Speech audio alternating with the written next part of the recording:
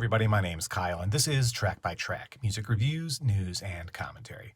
Now, as most classic rock fans know, a few weeks ago, Paul McCartney announced he would release a new studio album that he's recorded during lockdown, or Rockdown, as he has cheekily called it.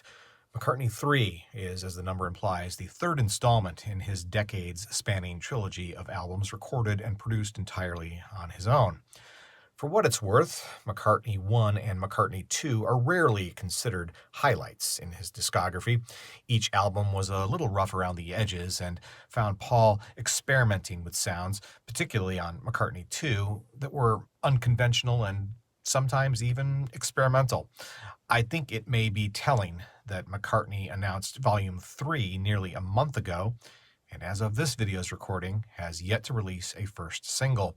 What surprises does he have in store for us when the album drops on December 11th? One thing that is not surprising, though, is McCartney's latest announcement that he's now adding multiple CD editions as part of a collect them all marketing ploy. Paul has a long history of trying to get his fans to double dip and buy multiple copies of his albums. When McCartney III was announced as only a standard edition, I immediately thought, just you wait. And true to form, here they are. In the past week, Rolling Stone magazine published a joint interview with Paul McCartney and Taylor Swift. That was the first thing I thought of when I heard the announcement of Paul's new McCartney III collectible editions. He's borrowing a page from Swift's marketing playbook here, essentially doing almost exactly the same thing she's done with her recent albums to try to get fans to buy multiple copies. When I ranted about Taylor doing that before, some people accused me of being misogynistic, that I was only criticizing her because she was a woman. Not true, I said, and I pointed to McCartney's previous shady release practices. So, here's what he's doing this time. McCartney III is now available in 4 different limited color secret demo editions. Choose from white, red, blue, or yellow. According to Paul's website, each color CD contains a unique secret bonus demo track. To collect all the bonus tracks, you'll need to buy all 4 different editions of the album. Now, for what it's worth, McCartney is making all 4 editions available in bare-bones cardboard sleeves with no booklet or additional packaging for $7.33 each, plus shipping. If you want the full deluxe CD packaging and booklet, those will each cost $14 and, you guessed it, 33 cents. Very clever, Paul. Let's assume for a moment that you do want to collect them all to get all the different bonus tracks.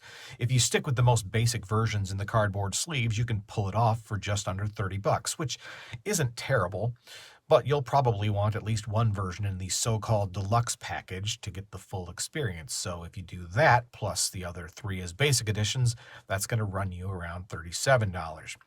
So on the whole, Paul isn't price gouging us as much as he maybe could have.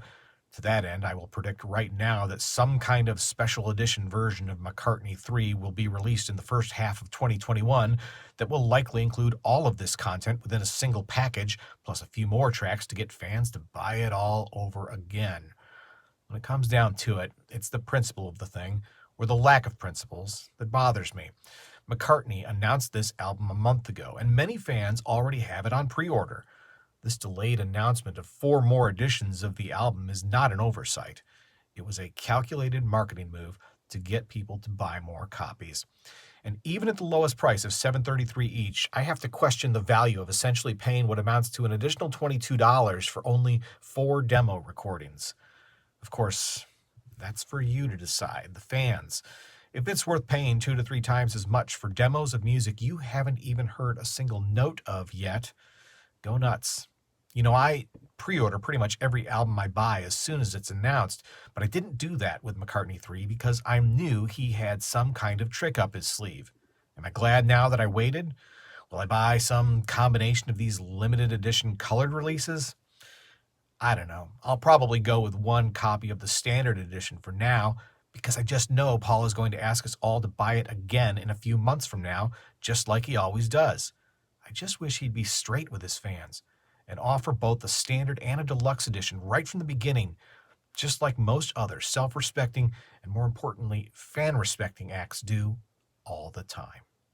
Once again, my name's Kyle, and this is Track by Track, music reviews, news, and commentary. Thanks for watching, and I'll see you next time.